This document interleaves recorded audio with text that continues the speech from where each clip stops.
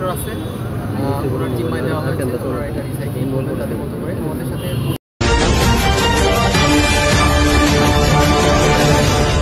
সচেতন হন, কারণ একটা পলিথিন আসলে মানুষের জন্য এটা খুবই ক্ষতিকর, পরিবেশের জন্য ক্ষতিকর।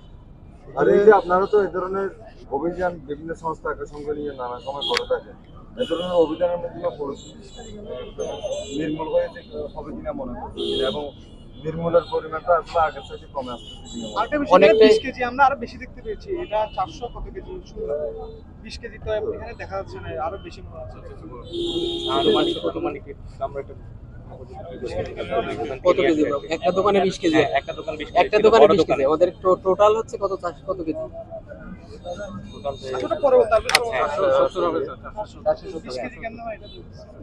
আসলে এটা মানুষের সচেতন হওয়াটা খুব জরুরি। শুধুমাত্র আইন প্রয়োগ করে কিন্তু এটা হয় না। আমরা আইন প্রয়োগের অংশের সাথে সাথে মানুষের সচেতনতাটা আশা করি। সবাই যখন আস্তে আস্তে সচেতন হবে এবং এর বিকল্প ধরেন পাটের ব্যাগ ব্যবহার করবে, তখন কিন্তু আসলে পলিথিন মানে একদম বিপণন পর্যায়ে বা ব্যবহার পর্যায়ে এটা কমে আসবে। শুধুমাত্র আইন প্রয়োগ নয়, আমরা চাই যে সবাই সচেতন হোক। টোটাল জব্দের পরিমাণটা যদি আবার বলতেন।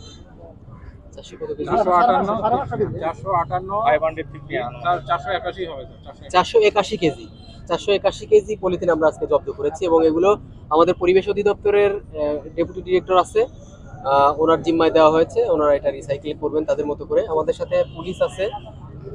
ধন্যবাদ।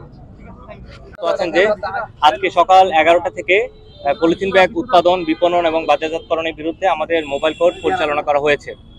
পরিবেশ অধিদপ্তরের সহায়তায় আমাদের মাননীয় মহাপরিচালক র্যাব এবং অধিনায়ক র্যাব 15 তত্ত্বাবধানে আমরা বিজ্ঞ ম্যাজিস্ট্রেটের উপস্থিতিতে আমরা পলিথিন ব্যাগের বিরুদ্ধে মোবাইল কোর্ট পরিচালনা করি এবং আনুমানিক 20 কেজির মতো পলিথিন ব্যাগ জব্দ করি এবং 3টি দোকানকে আমরা জরিমানা প্রদান করি।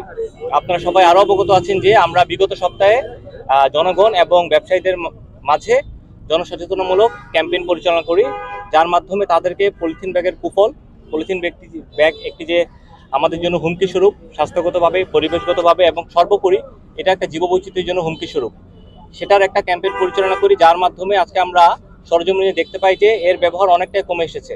আমরা ব্যবসায়ীদের মাঝে এর সচেতনতামূলক এই কার্যক্রমগুলো আমরা পরিলক্ষিত করতে পেরেছি এবং সর্বোপরি 3টি দোকানকে আমরা জরিমানা করি। জরিমানার পরিমাণটা আমাদের বিজ্ঞ ম্যাজিস্ট্রেট আপনাদেরকে উপস্থাপন করবেন। ধন্যবাদ।